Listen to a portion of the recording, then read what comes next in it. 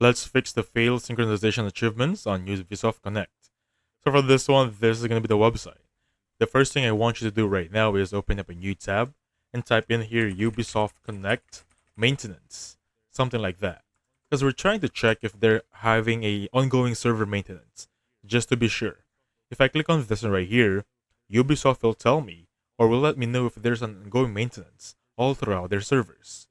That's going to be the first step, and if you see there's a maintenance here, that might be the issue for your problems. Step number 2, check on your internet connection.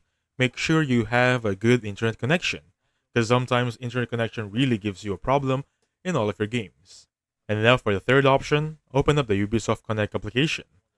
Click on your account, look for the one that says settings.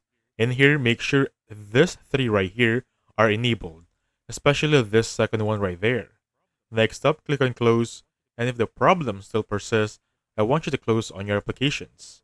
Click exit application right there, click OK. Next up, type in here control panel. Look for uninstall a program. So we're basically uninstalling Ubisoft right now and reinstalling it later on.